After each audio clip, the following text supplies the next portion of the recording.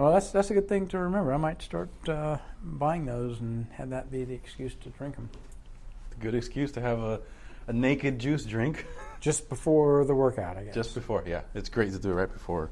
You get all that glucose in your fructose in your system. And you feel all pumped. Yeah. Oh, sweet. All right, Mike. You All want me right. to Mike, right? That's what you prefer. I prefer Mike. Okay. Sorry, I thought. I don't remember. But yeah, so I'm glad you're here. I'm excited to be here finally. Me too. It's been, what, a year in the making, I think? More than that, I think. I ran out of excuses. I finally got you in. I got you, finally. No, I really have been wanting to do this for a while now, and I'm glad we've obviously kept in touch with everything that you've been going through, of course, and what you've been through, and how you've beat the odds, my friend. Well, I'm that 1 in 1,000 for sure. Yeah. So, for everyone that's listening that has no idea what we were just talking about, that's what this whole entire interview is about. It's interviewing my good friend Mike Walker, and he's going to tell us a little bit about his story. Kind of. Give me a. I know we talked about it a little jokingly. Like, tell me how it all started. Well, I'll just tell you from the beginning. I was the surviving sperm, and I knew things were going to be on an upswing from there. You made it. I figured that was the first major hurdle I had to pass, and I came out on top. So. A survivor right from the beginning. Survivor right from the beginning, and so I wanted to get out to be able to tell my story. There you go. So, thank you. I'm glad that you pushed through. So I've always been involved. I'm 68 now, and I'm almost 69, and always been involved in something athletic. We were a swim team family growing up. I swam competitively, and then I played tennis in college. I was on the college tennis team for a year, university tennis team. And always did something. I took up rollerblading in my 40s, got in a group that rollerbladed 15, 20 miles around town a couple of times a week. Nice. And then I guess also in my 40s I started doing martial arts and was doing street fighting. I have a close friend who had a Taekwondo black belt, but also a street fighting black belt, which is sort of unusual, and all the techniques that actually work on the street. Real-time, realistic things. We did that for at least 5, 6, 7 years and learned a lot of different techniques. And I was a pretty good choking dummy because I could tolerate pain, and I was probably the last one to tap out. So I was, at least I had a role. There you go. You're like, I was good for something. Yeah, good for something. And so then we also taught women self-defense. So I've probably taught 700 women self-defense. Wow, that's awesome. In Charlotte. And excellent. There is a wide, and there is in men too, but there was a wide difference in coordination in the women. And some of them were just incredible athletes and some of them not. But the skills that we taught were rotational in nature as opposed to using any kind of strength or force or coordination. And so most of the techniques had a rotational component of either the strikes or getting out of grabs or chokeholds. So that was very gratifying. We taught a lot of women. It was the same group of us that were doing the street fighting. Yeah. And with the women, it's do something to cause harm and get away. With us, it was something similar, but it was always be touching the opponent and take him to the ground. So we had different goals on the more advanced things that we were doing with the men. Very cool. With the women, but it was cool. I like that. For about total for about 10 years. But then when you're being learning how to you do fall breaks for learning how to fall, but falling is just less fun when you're 50. It's not fun at all. It's not fun at all, and it just seemed to. It just feels weird. We kind of eventually. Yeah. And for probably 4 or 5 years, I have a big living room, 15 by 27 foot living room that was our dojo. And then I got married, and my wife said, "No more dojo." and so now we have a beautiful living room with furniture, but no dojo. You have furniture in there now. Nice. Yes, we do, but no mo dojo. No mo so dojo. We can do that here.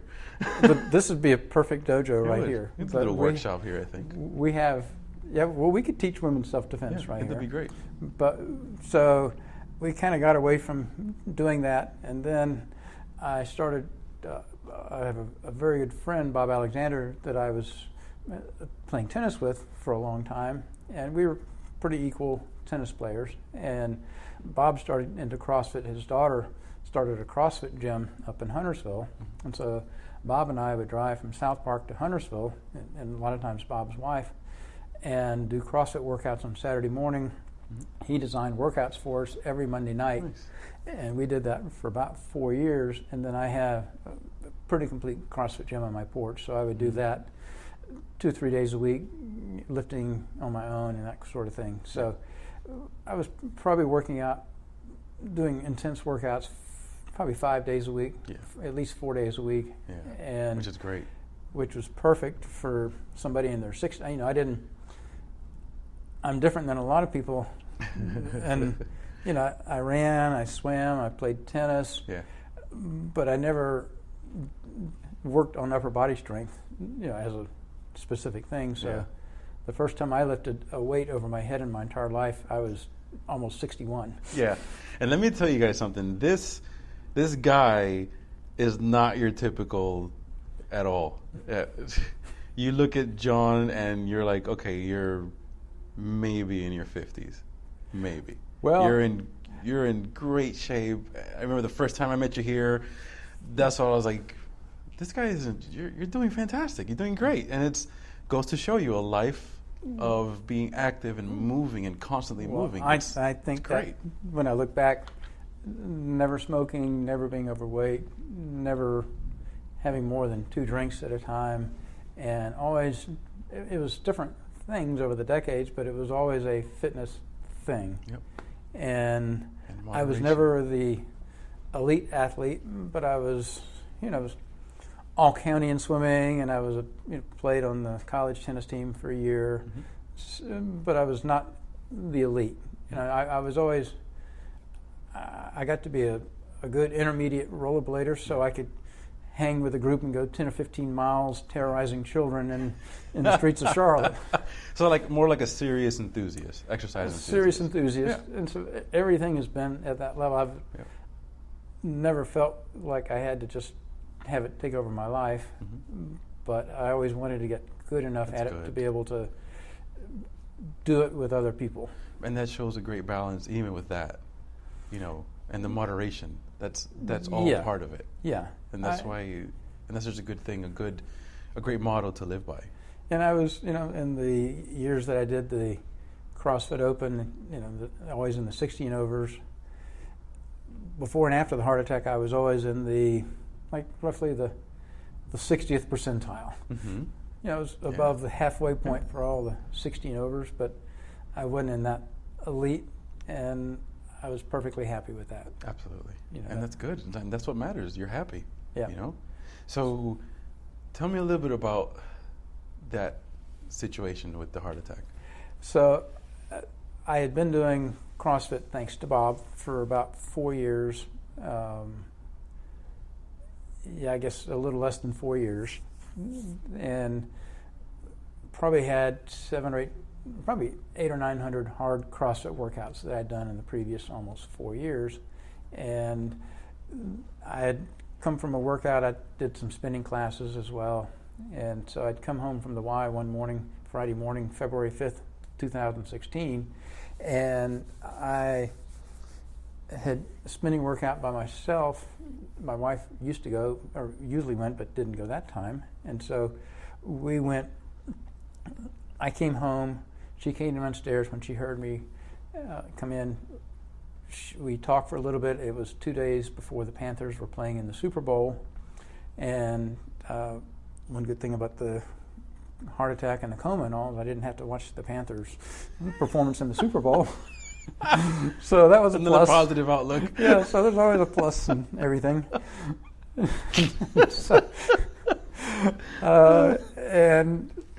So we talked about the Panthers. She went in to make coffee, and when she came back, I was on the recliner choking. I was dying right there on the spot, and I had my cell phone, the home phone, literally within reach. She was in the next room. I didn't reach for the phones. I didn't call out to her. I just went from being alive and having a conversation with her 1 minute, literally in the next minute, to being dead. I had no warning. I have to say, heart attack is the way to go. You're going to go. I highly recommend it as a way of dying. I'm not just a prescriber, but I'm also I'm a user. I'm a user. Yeah. So it is the way to go. Yeah. But if you're looking for a way to go, that's the one. Luckily, I didn't. So, but she came in and found me as 190 pounds of dead weight on the recliner, and she couldn't budge. She couldn't pull me off. She called 911. The 911 operator told her, "Don't worry about hurting his head. You got to get him off the recliner." So she got up in the recliner and kind of rolled me off sideways onto the floor, and that's where I was. And she put the phone on speakerphone and said, and the 911 operator said, "We're going." He determined that's what should be done. "We're going to count together 1, 2, 3, 4. 1, 2, 3, 4." And they did that continuously. And she said, "Well, the door is locked. The EMTs can't get in." And he said, "You can unlock the door when you hear a knock on the door. Until then, we are doing this continuously, and we're not stopping." And that's why I'm forming a sentence and talking to you today. The oxygen. That for those 6 minutes before the fire truck arrived, and then the EMTs. And it took them, they were at the house about 22 minutes. And so it took 4 times with the AED to get even a tiny heartbeat from me. And when they did get it started, a normal ejection fraction is 50 to 70%. The success they had got it up to 5%. It was not enough to sustain life, but it was enough to get me to the hospital. Yeah. And I'm very blessed. If she had...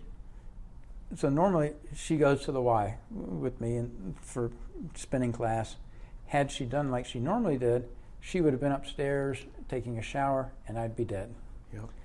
And had she heard me come in and because she was not feeling well, roll over and go back to sleep, I'd be dead. Yep. So everything had to line up perfectly for me to be here. And she called. She didn't panic. She didn't get flustered. She called 911 immediately. And when they finally got there, they took over for her. But 6 minutes is a long time for somebody to do, especially a woman, to, with not massive amounts of upper body strength to do that. And I didn't have any cracked ribs or anything, so she did it exactly right. The right way. And obviously to the right depth and everything, because it kept everything, the blood flowing. Yeah. And so once they got the small heartbeat, I was lucky to be close to a world-class heart clinic with the Sanger Clinic, 20 minutes away. Absolutely. And if I'd been in the middle of wherever, I'd be dead. And so when I got to the Sanger Clinic, it turned out that it was in an otherwise clear artery. It was a little piece of plaque or something that got lodged in the lower anterior descending the LAD widowmaker artery. And I went from a hard workout to an hour later having 100% blockage just instantly. And I have clear arteries. There was no need for a bypass because there was nothing to bypass. They just needed to put a stent in that one place. Mm-hmm. But my heart was too weak to put the stent in at that point. So they had to do something called ECMO and ECMO. I can't even tell you what it stands for. But it's the Hail Mary. It's the final thing when nothing else works. And most people die on ECMO. And it was developed for infants in the womb that swallow feces or something, and it takes over your heart and your lungs. So they put me on ECMO to have a heart pump that was pumping all the blood.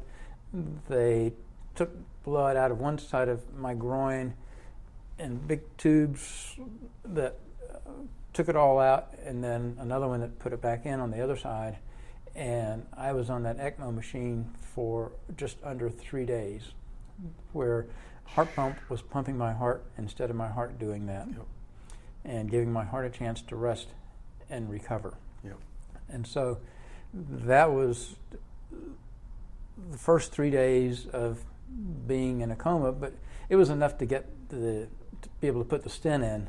And Susan said as she was watching, as soon as they put the stent in, the blood went from not flowing to just gushing through. And like I said, I had clear arteries. Systemically, there was nothing to bypass. So once the stent was done, that was enough from that standpoint. But I was in such grave condition with the heart that they had to let the pump run for 3 days.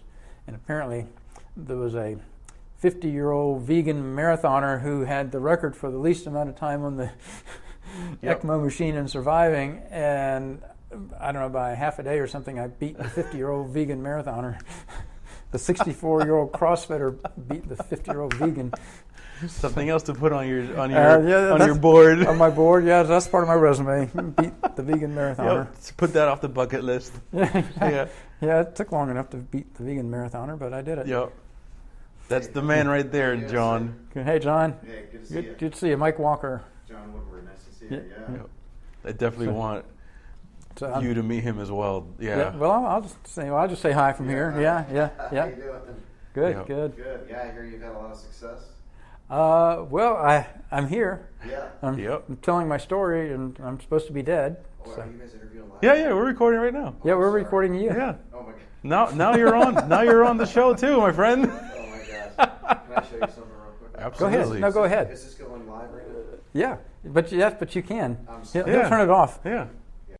So let's see. That where were we? was Dr. John Woodward, and we'll get to interview him at a later date too. So, yeah, continue. So I beat the 50-year-old vegan marathoner. Yep. And so for the first few days, maybe the whole time I was on ECMO, I was hour to hour live or die. They wouldn't commit to me even surviving longer than an hour. And my family was in ICU with other families, and the other families, there were, I think, 4 other families that said goodbye to their loved one that were in ICU rooms next to me because they were brain dead and they were keeping their heart alive, but there was nothing to keep it alive for anymore. And so they were they passed away, and my heart was in worse condition than those people's heart. It's just my brain wasn't in worse condition. And they didn't know. They knew I wasn't brain dead, but they didn't know what they'd get when they took me out of the coma. When you got back out. Yeah. And I couldn't form. I was in the coma for 3 full weeks, and medically induced. And one interesting aspect of it was when Susan would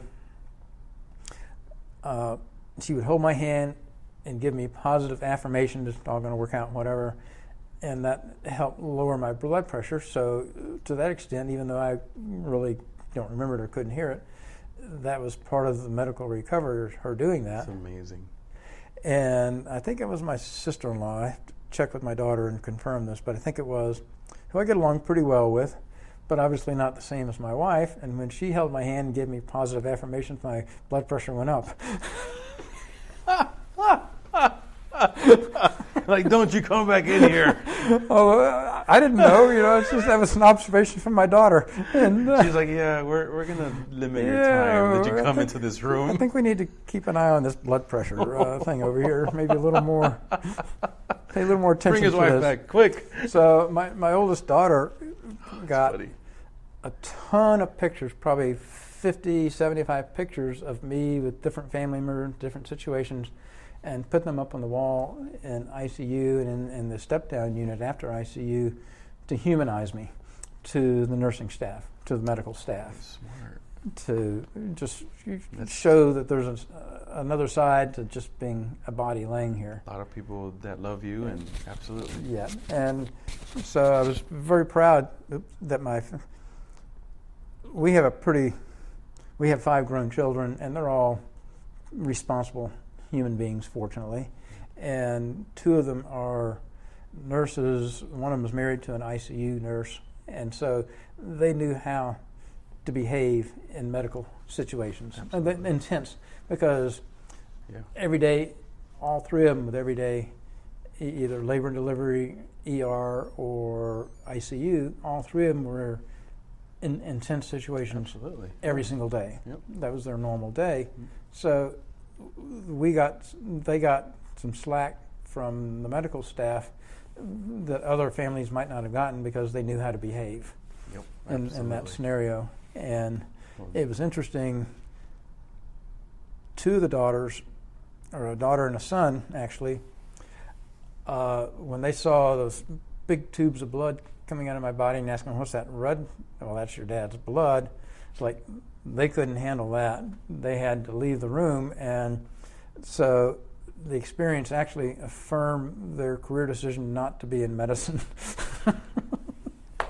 It's one way to do it, right? One way to do it. And, I can't deal with this. Yeah, that was a pretty smart decision because I couldn't handle this stuff. That was there to say hands-on training, and they're like, it's not going to work. It took like 5 minutes of hands-on training, and the decision was made. so they didn't stay in ICU quite as much as the others would, and so they were there all the time, around the clock. And 2 of the kids are mine, 3 of them are Susan's, and they were close before. Everybody gets along great. We're very blessed, and all the spouses and everything, everybody just really connects well. But they got much closer in that situation, Absolutely. that intense situation, and it was extraordinarily stressful for them because emotionally it was just devastating, because they went for the first week not knowing if I'd live or die. Absolutely. And then I got really bad pneumonia, and my heart actually, they had to restart my heart, I think 8 times, maybe only 6, but maybe it was 8. I was asleep. You were asleep, you don't know. But every time they moved my head, my heart would stop, and they had to use the AED when I was in the coma 6 or 8 times to restart it again. And they finally just wedged my head so tightly that nothing would move it, period. The rest of my body could move, but not in my head. They don't know why that was the case. And so I ended up with a scab the size of a fist on the back of my head, off center. And I have a little slightly bald patch where that was. Yeah. But I had no bed sores anywhere in my body except the mother of all bed sores on the back of my head. Wow. And I had that scab probably for 2 months after I got out of the hospital before it finally. And I went to wound care and did all the proper things for it to heal properly. Yeah. And so that was part of that. But they were gradually wanting to bring me out of the coma at some point. Yeah. And so the first thing that I remember was some big guy putting him, and I guess I looked at the clock. I remember it being 2 o'clock, and it was dark, and this guy was putting a mask on my face. Well, apparently there's some guy changing the ventilator, and they were gradually bringing me out of the coma. And I resisted the ventilator, I didn't want it on me. Well, one thing that I learned, and I guess it's true for most people, is you can't really have something breathing for you where you're aware and awake. If you're aware and awake, you want to do your own breathing. Right. And I couldn't, and maybe because I was just for the first time coming out of the coma in 3 weeks, I couldn't really compute the whole concept of I can't breathe, but I'm getting oxygen. Yeah, like I'm supposed to do this on my own. That doesn't I make any couldn't, sense. I couldn't figure that out, and so I resisted the mask, and so they took it off me and took a chance, and I survived, and I was able to breathe on my own. And I had a trach, a cap in there, so they put a cap in there for the trach. And when they brought me out, apparently the next morning, my first sentence was a joke. So that's when they knew, okay, Mike's okay. He's back. He's back. Okay. Susan said, I'm going back to work. Okay, he can form a sentence. Geez, about time I'm out of here. I know, it's like 8 o'clock. Yeah, I can just make it to the office on time. And so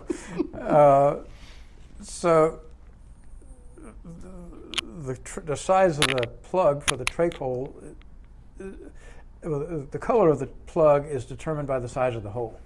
And so I had a purple plug, and the guy that was doing that had a purple plaid shirt on.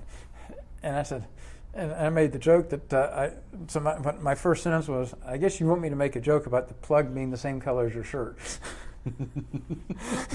That's Mike. He's back. He's back. And so the funny thing is, he said, oh, you like it? I got it at Costco. It was a great deal. It's a great shirt for $17. And so I look at that shirt again a little closer, and I say, well, I got the exact same shirt in blue. And I did. I said, it is a great shirt. There you go. Well, it's interesting that you were able to start putting all those things together that quickly. Well, not if you talk to Susan. Now, I don't know exactly when, but they were asking me questions, and I don't think I was always with it. I guess they asked if, I don't know exactly when they asked this, but they'd ask, where are you? And do you know where you are, Mike? And my answer was, from the Gene Wilder movie, I'm on the Silver Streak going into Chicago. It's like, well, they didn't know if you were serious or not. Maybe we ought to put him back in the coma again a little while longer. You're like, yeah, he's not ready to come out yet. He's not cooked yet. We got to put him back in there. Yeah, he's not ready.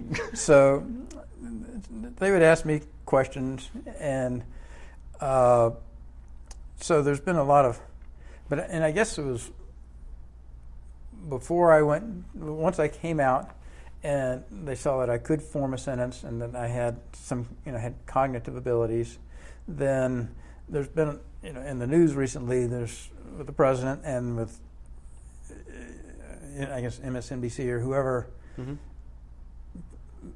Suppose the president got all the answers right, and some of these NBC moderators muffed some of the questions. But anyway, there was this 30-question, not really cognitive, not really IQ, but cognitive mm-hmm. test. Well, one of the questions was count backwards from 100 by 7, 93, 86, 79, 72, 65, etc. And so I took that. They gave me that test, and got an engineering degree and an MBA, and dealt with numbers a lot. So it was not that big of a deal. And Susan says, "Man, they'd have put me back in the coma because there's no way I would do that now. I couldn't have done that." So the funny thing was, they gave me the exact same test again when I went to acute rehab. I didn't tell them I'd practiced already. I just let them be impressed the second time. Yeah, they're like, "Wow, this guy! Man, he can. It's amazing. It's like, man, I've been practicing all day. Yeah. I've been here all week. Yeah, I've been here all week. I've been here for 3 weeks, guys. Yeah. So I came out of the coma, and I went from, CrossFit, working out, pretty strong, 190 pounds or so, down to 150 something. I lost 37 pounds. Wow. Maybe it was like 153 or something. Yeah. I lost 100% of my muscle mass. I lost everything, and I was on a feeding tube. So I was actually on a feeding tube for about a week after or 3 or 4 days anyway, after they brought me out of the coma. Mm-hmm. And so I got this. So the doctor said, "Well, the feeding tube can come out now." And I'm thinking, oh shoot, I'll just do it. We don't need the nurse doing that. So I pull the feeding tube out, and I'm thinking it's like 3 inches down my throat. No. It's like 2 feet later, I'm pulling this nasty tube out of my my body. You're like, can I just cut this off and like let it come out the other way? Yeah. Well, I'm glad I didn't think of that. I'm glad they didn't let me have scissors. So I pull this nasty tube out, and I thought, geez, why did I do that? You're like, but I started now. I committed. I'm going all the way. Well, that is exactly right. Once you start that, there's no going back. There really isn't. No, you got to finish the job. So I was obviously hungry, and they were trying to put weight on me in acute rehab.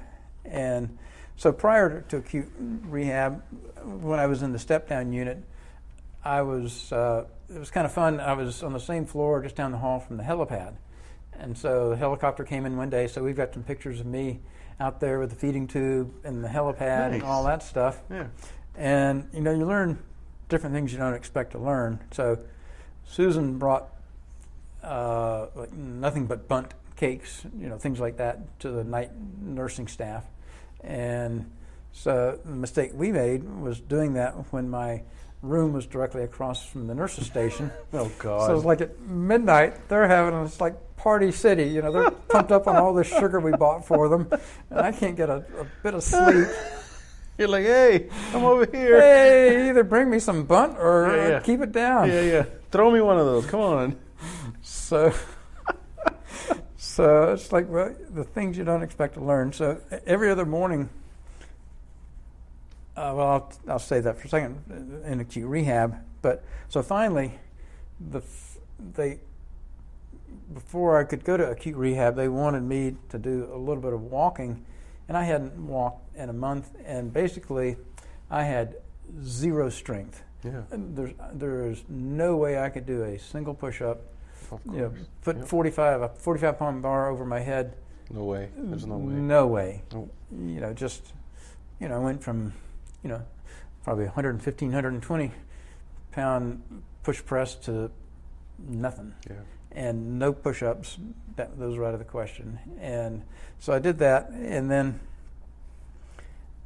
there was the day that they wanted me to walk in the step-down unit before acute rehab, and it was really a devastating day for two reasons. One is it's the same day they took away my catheter, so now it's like I kind of got used to this lifestyle here, and now I got to plan my P's, and you want me to walk? Like, I don't know if I like this whole really? adulting thing. I just thought this would just continue on like indefinitely. Just wheel me around. I'm so fine. Now I had to start planning my P's, and of course you have to have a nurse and a walker and little footies on your feet before you go anywhere, because the number one risk besides infection is fall risk in the hospital. And so the first day I walked 50 feet with a walker, and I was totally exhausted. I had to sit down. And that was it. I was just cooked. And it finally got up to 100 feet, 200 feet, and at the end of, so that was about where I was at the start of acute rehab, where I was for 12 days. And when I finished at the end of 12 days, what I was so proud of was walking 900 feet without a walker in the hospital. I mean, that was like graduation. That was a huge step for you. Yeah. Absolutely. And so in acute rehab, the bed is alarmed, so you can't even put your feet over the bed without setting it off, which I found out one night. And I hear the nurse come running down the hall, and then all I did was accidentally put my feet over the side when I was trying to go use the little urinal thing they give you in the middle of the night. Yeah. And so they're just hyper about that. So I was, other than maybe 3 hours a day for occupational and physical therapy, I was a prisoner in the diameter or in the rectangle of the bed. Yep. And that was it. The rectangle was the my rectangle life. of life for you. The right rectangle there. of life. So they wanted to not really fatten me up, but just put weight on me. Yeah. And because I'd lost 37 pounds, and they would always be hyper about protein. And if you didn't eat at least half your protein, they'd bring something else. And I guess what I can say as a cautionary tale is if it says oven baked, I think, oven baked or oven fried, I think it's oven baked, never get it. No. It's either a 1/4-inch thin piece of chicken or a 1/4-inch thin piece of something with shake and bake on it. Yep. And you don't want to be anywhere near it. Not nearly enough. Yeah, so I learned what things to order. I was on the Mediterranean diet, which was kind of weird because different doctors have different feelings about butter. It's a saturated fat. Maybe it goes through your body easier than none of them like vegetable oil. Mm-hmm. But they'd give me margarine that had so many chemicals printed in such a tiny space that you couldn't read it. Can't even read it. They wouldn't give me butter, but they would give me margarine. Right. And I thought, chemicals instead of animal fat? Oh, I don't know. Yeah. Which is worse, like paper or plastic. Yeah, like what can my body process better? Chemicals or just something that's but actually... they felt chemicals were better, so that's what we went with. Yeah, and so every other night at 3 a.m, the nurse would come in, the phlebotomist would come in and take my blood, and she'd walk in, flip on the fluorescent light directly above my head, and say, "It's time to take your blood." Wow! So that was every other night, and part of my motivation for getting out on time was one less of that. One less vampire in the night, man. Well, see, my ex-wife did that for a few years, and so she's heard all the jokes. So I was determined not to use the vampire joke or anything like that, because I know she heard them a million times before. Yeah, she's probably tired of it. Yeah, and so I just but I figured that was late enough after dinner that food had processed, digested. The chemicals had digested, yes, exactly. But it was early enough to get the results to the doctors making their rounds early the next morning. Yep. So it had to be somewhere in that narrow time frame in the middle of the night. Mm-hmm. So I got up to being able to to walk the 900 feet by graduation, and I had part of my occupational therapy test to get out was I had 6 weeks of beard, and I had to use my shaver to shave the beard off. I had to be able to tie my tie, and which I never look at anything. I just do it. I've done it so many times. But I had to be able to tie my tie and buttons on a dress shirt. And so at first I started looking at the buttons to try to do it, and I couldn't do it. But then when I just went back to what I knew how to do without looking, it just came back. It was to easy. You. So I had, passed, and there was a weird game that I did with the occupational therapist. It had all these sticks of different sizes, like not a board game, but a little game, and they hang on one from another, and the whole idea is to try to get this thing sticking, or to get all the things, and some of the sticks are different lengths, they have different shapes to them, so it's a very kind of complicated game. Yeah. And she made me stand on one of these little squishy pads. So I'm so you're trying to balance yourself back and forth the whole time that I'm playing this game with her. It goes on for like 10 minutes. And somehow we got all of those on there without that. So I felt like that was my occupational therapy graduate level. Yeah. Yeah. Nice. And good stuff. So I couldn't lift anything more than 10 pounds for a couple of months after being out of occupational acute rehab. Yeah, yeah. And when I was in acute rehab, I came to the first few days I was feeling sorry for myself. Maybe it was the meds or something. I just was feeling kind of queasy and not up to snuff. And so I'd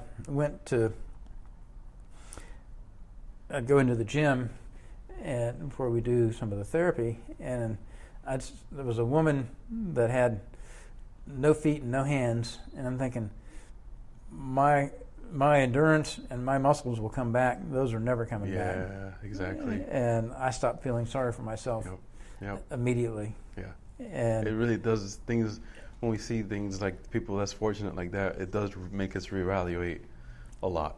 It does. And in acute rehab in a major hospital, you see a lot of that. A lot of things. And so they were probably all thinking, well, what's he doing here? I don't see anything. He's not missing anything, and nothing. He doesn't have any big scars. Yep. Why Your scars, your internal scars that you had. Well, I had the internal scars, but I didn't have anything that was visible. Yeah. And I was just scrawny. Yeah. Just super scrawny. Yep. But other than being super scrawny and moving around slowly, there was no evidence. Correct. Right. And so I started, I worked pretty hard in the physical therapy. I got up to, at the end, and I was totally exhausted, and I don't know why they weren't afraid my heart wouldn't stop a second time, but they didn't care. They just said, you're going to do this stuff. Yeah, well, I mean, you're right there, so I mean, if something does happen, I know, that's good. We'll just wheel you on down back in that other room. That's true. Under the underground tunnel back to the hospital again. Yeah. So leave them somewhere down I got there. up to like 20 air squats at the end of at the end of the 12 days. Excellent. And walked the 900 feet, and that was the big goal, to go home. They said I'd be there 12 days. I was there 12 days. They knew exactly. Yep. And I got up to that point, and then when I came home, we had with our Rotary Club, we were going to a night's baseball game about 3 to 4 weeks after getting out of the hospital, and I was determined to go to that.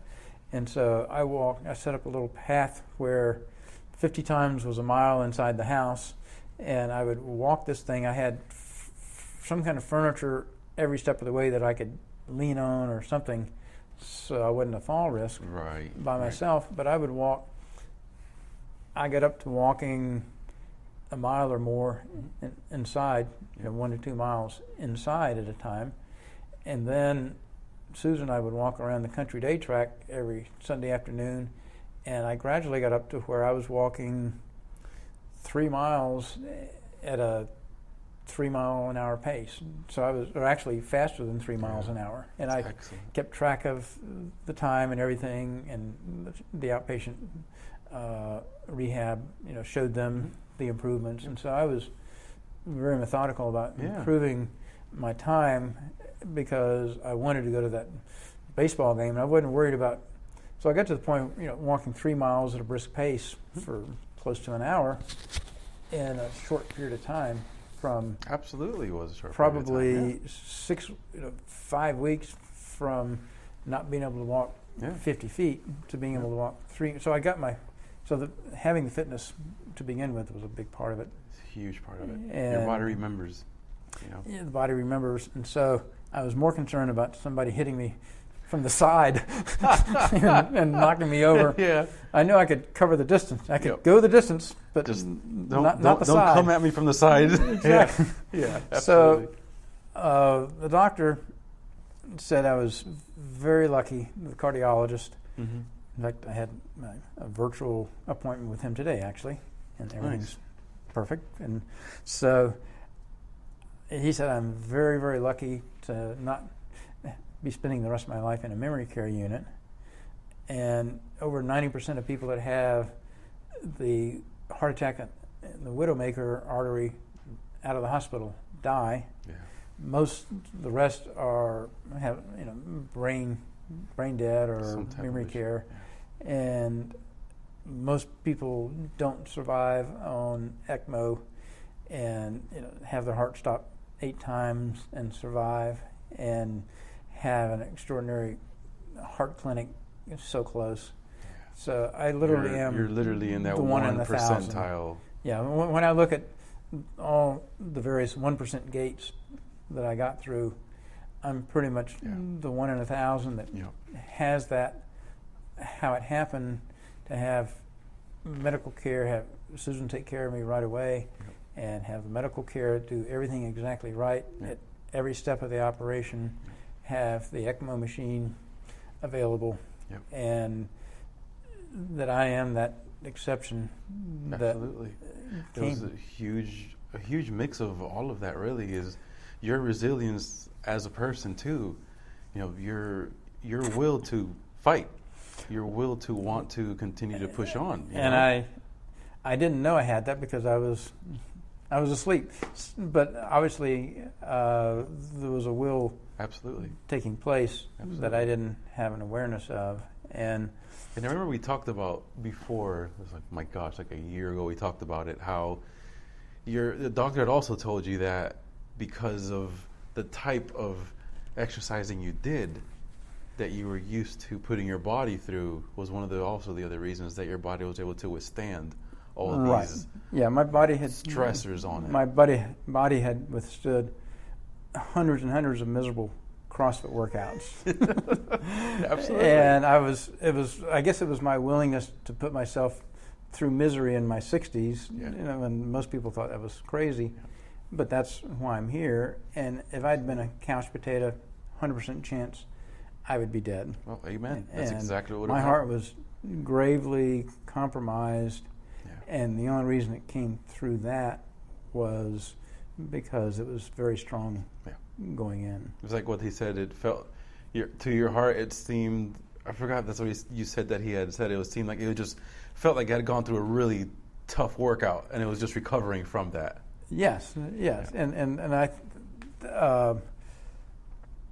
I guess the heart was thinking that. I wasn't thinking much of anything. You weren't thinking much of anything. But then, the heart got a 3-day rest from the ECMO machine, too. Yeah. So, but I guess a month or so after I got out, or a few weeks, maybe the week before Easter, I posted a thing on Facebook recounting some of the miracles, ECMO, and the other things. Everything had to line up perfectly, which it did. Yeah. And a friend of mine from Leadership Charlotte days was the director of the Levine Children's Hospital. I mean, she was the head of it before it opened, and then she was the head of it after it opened. And so I recounted all that, and she's a Facebook friend as well. And so she responded back, I hired a lot of that ECMO team. Look at that. So a friend of mine hired the people that saved my life, that kept me alive. What a small world. But it just goes to show, it's also your positive vibe has attracted the positive people in your life too. Well, and there they are, without you even knowing, she hired the people that saved your life. I think it helped, and actually the nurse that did the most was close friends with her. Yep. The ECMO nurse, and the ECMO machine requires 2 nurses 24/7 to operate it. I mean, it's a complex. Wow. It's multiple machines, really. It's not just one thing, but it's a complex thing to operate. And you've got all kind of things you got to do to adjust the blood, to do to the blood constantly, and a lot of things to monitor with the blood. And plus, it's all flowing out of my body and going through another machine and then coming back in. So there's a lot of room for error there. Yeah. So to everyone that helped with having this beautiful soul tell his story today, thank you. Everyone at Sanger, everybody that helped, the nurses, the EMT that came out to take care of you. I mean, your wife, everyone that really played a role in Mike being here and telling this story. Thank you. Well, thank you. Yeah, absolutely. So when did you begin then to slowly get back to your normalcy? Well, when they allowed me, I didn't really quite understand why I couldn't lift more than 10 pounds for a month or two, because there was no muscle cut, there was no my chest wasn't cut open for a bypass because everything was clean. And I have clear arteries, perfect blood, and had perfect blood my whole life, blood pressure 110/70 my whole life, including today.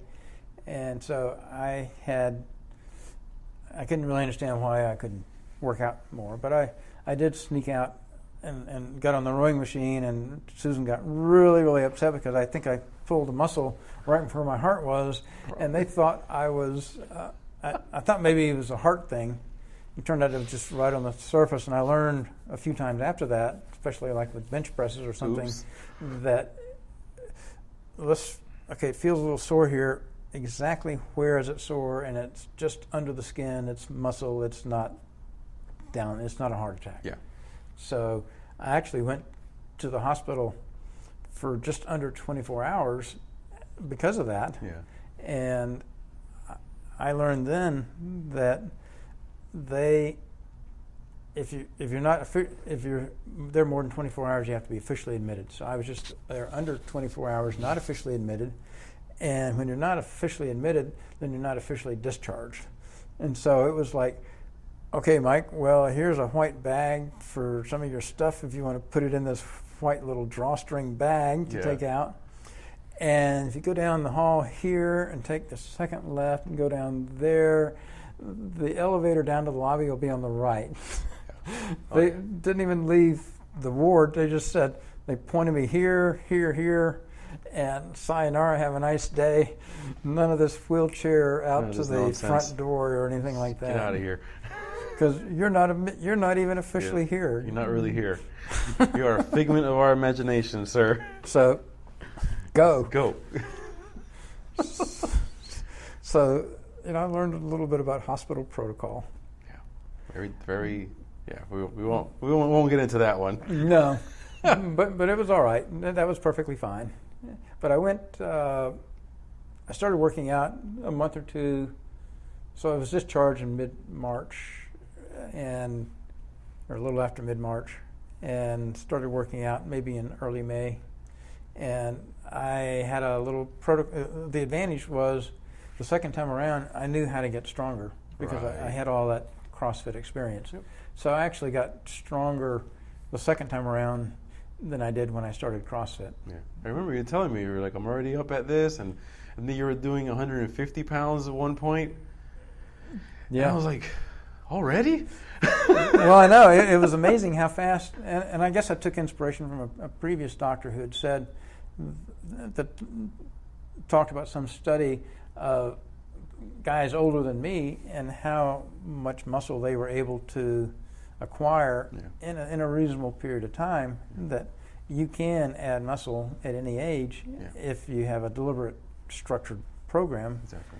And so I took that to heart, and it turned out to be true. And I know it takes me a lot longer to get to a certain level of muscle than somebody a third my age, but it's still better than not. Absolutely. And my philosophy in general has been, as you get old, 68, 69 and beyond, certainly, and certainly before that, something is just going to be terrible. I mean, something, as I say, something's going to suck. Right? And so I'm just trying to choose what sucks with working out. So it could be, for me, it's huffing and puffing and muscle, but the alternative is joints and organs. There you go. So I figure That's right. I'll let the huffing and puffing and the muscle. I'll take that suck over the other suck. Absolutely. Embrace the suck. And I was definitely embracing the suck, and I put myself through a lot of it.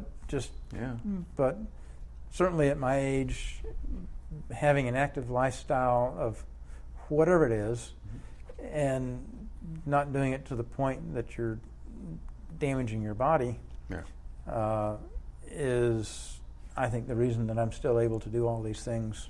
I agree. At my age, I did one marathon. I checked that box. There you go. Didn't know my goal was to run marathons or run a marathon, but when I finished, I realized my goal was to run a marathon, and I'm good. Checked it. Move on. Move on to something next. Yeah. Something else. Yeah. So, I think anything that's repetitive like that, just where you're just doing countless repetitions, countless repetitions, is not necessarily good for your body. My wife is 120 pounds. She was one of the three fastest runners in Charlotte for her age for years. Nice. And a good competitive runner. And at 120 pounds, with the way she runs, she's kind of running along with not a lot of weight hitting the ground, and a good form. Right. So efficient and not.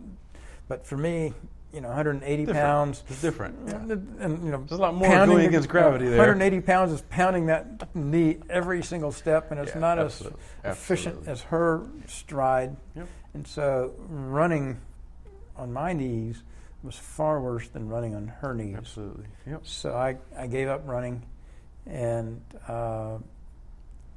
happy to. Yeah. Haven't But really you know, missed it. you did, like you said, you did a marathon. You were happy with it.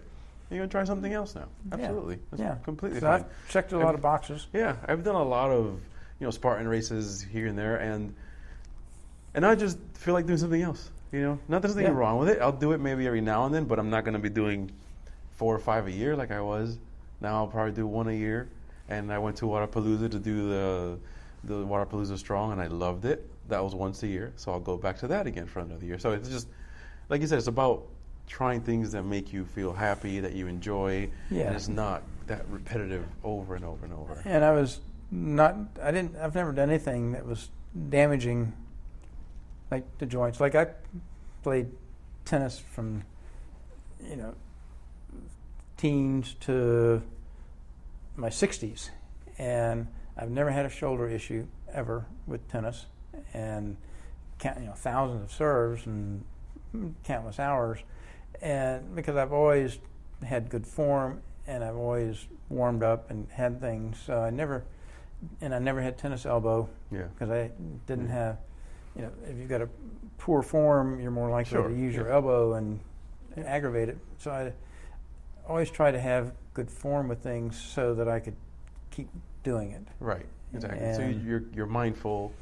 You watch what you're doing. You're watching your form. That's very important. And even though I did in rollerblading, a lot of stupid stuff going down hills and at the bottom of the hill, a 90-degree turn at the bottom and negotiating that. And I mean, I did a lot of pretty stupid stuff, but I know I've gone probably 2,000-3,000 miles on rollerblades and never fallen at speed. Yeah. Now, that's good. The way you fall is real slow stuff, like coming up to a crack in a sidewalk where you're just going slow.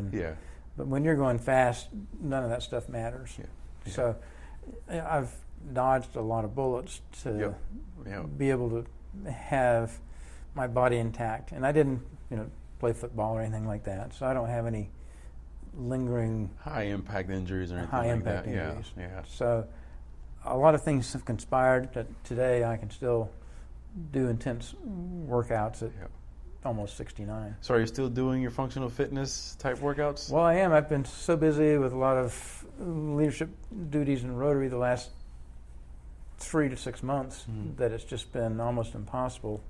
I need every hour of the day pretty much because I'm responsible for 57 Rotary clubs in 14 counties, and everything's been redefined by COVID. So the way clubs have been doing things for decades is totally different, and it's up to me to lead them through that. Yeah. Plus, I don't know, managing a few $100 million of other people's money. Right, right. That takes This a is little bit of important time. too, absolutely. But don't forget how important your health is, as you know more than anyone. That. And I eat very healthy. I know you do. Working from home, and I do work out some. I just haven't been I haven't been doing the intense. Right, that intense 5 level. days a week, just miserable long. Really challenging workouts. I'm coming here usually like at 6 to do these things here and there. And hey, I'm happy to come in here. Come on down and anytime, do man. some ropes and. That'll be a blast. I would love to have you. Well, I'm not as fit as I was 4 months ago, but I'm a heck of a lot fitter than I was the day after I came out of the coma. That's right. That's it, and that's so all that matters. I can still do. We'll definitely set it up. I can still do 5 or 10 chin-ups. I just can't do 15 chin-ups. That's totally fine. So I'm not like a total slacker. I'm just a partial slacker, and I can do more chin-ups and push-ups and everything else, and push presses than most people my age. Absolutely right. You're absolutely right. Just not quite as much as. But I also know that I could get back on my routine, and within 3 months. Probably be exactly where I was before. Exactly right. So I know I'm in a process now where I've committed to leading all these people, and I need to really commit.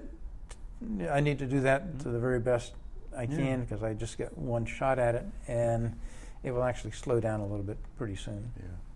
So what advice would you give for anyone that's listening right now?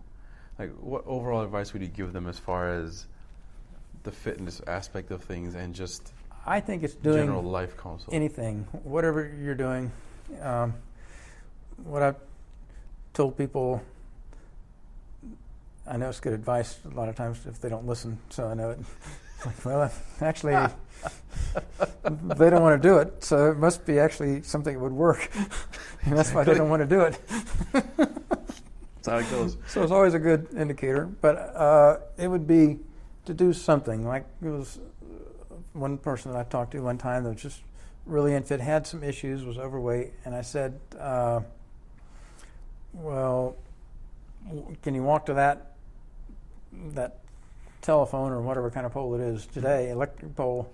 Yeah, I could do that. And I said, well, do that, and then the next day walk 30 feet farther and come back, and then start doing the high intensity interval training. And I said it can be as basic as going out for a walk, and between this power pole and the next power pole, walk at a faster pace, and then to the next power pole after that, go back to your normal pace, and then the one after that at a faster pace. Just gradually do something more intense for a short period of time, and then gradually increase the distance or the intensity or whatever you're increasing. Right.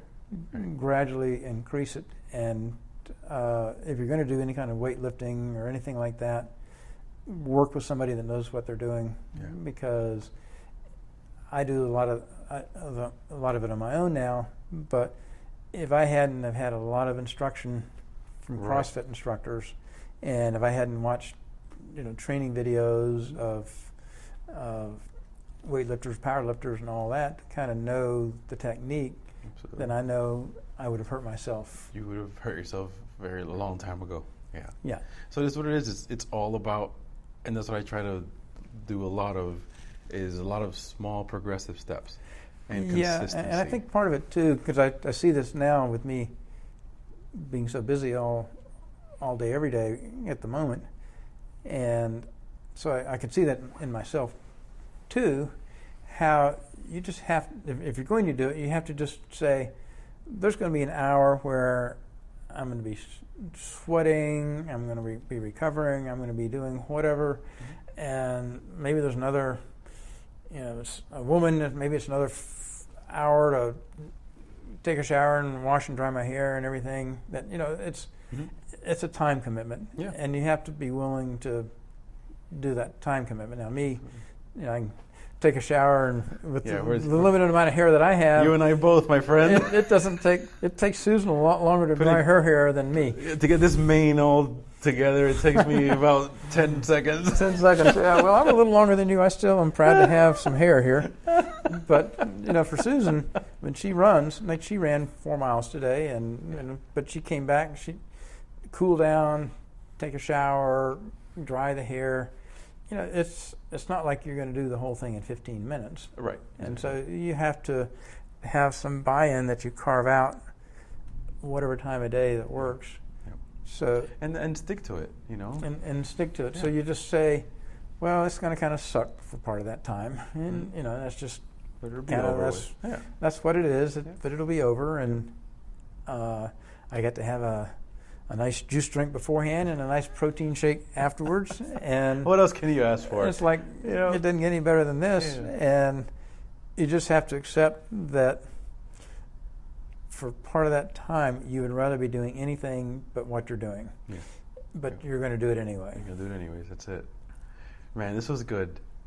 Thank you, Mike. I really appreciate you taking the time. I know you're a busy guy. I'm glad we got a chance to squeeze it in on a Friday afternoon here. Me too. It's a great, and I was talking to John earlier, and I said, this is a perfect way to end for our week.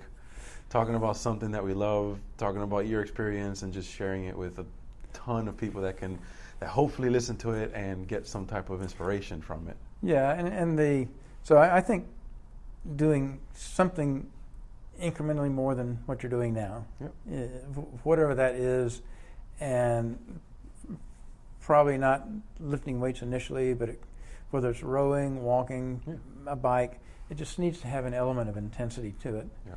And as you know from CrossFit, I think people are better off having 10 or 15 minutes of interval training with half of it being intense than an hour of walking.